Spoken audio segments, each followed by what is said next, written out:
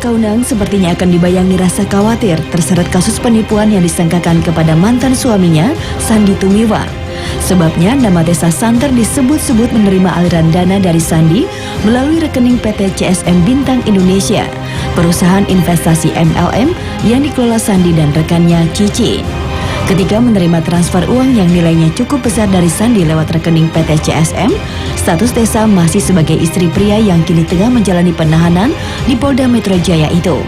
Jika benar Tessa menerima kiriman uang dari Sandi melalui rekening PT CSM, maka bukan tidak mungkin Tessa akan dimintai keterangannya oleh polisi sebagai saksi.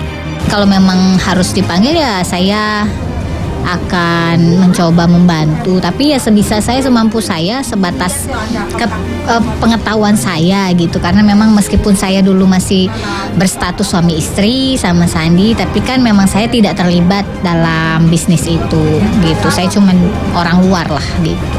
Ya, masa saya nggak siap, nanti saya dijemput paksa juga. Ya mendingan saya datang juga.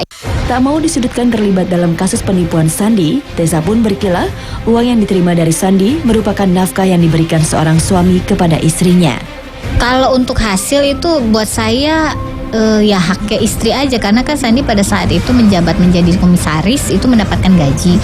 Saya menerima gajinya Sandi gitu. Kalau untuk kayak duit apa itu namanya ya, duit bonus apalah itu, yang saya tahu memang waktu itu Sandi sempat dapat bonus ya, tapi itu kan dari tradingnya itu dipakai lagi buat modal trading lagi sampai akhirnya habis.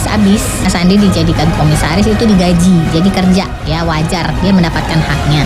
Nah, gajinya 15 juta. 15 juta apa 13 juta, pokoknya sekitar segitu, 15 jutaan. Nah,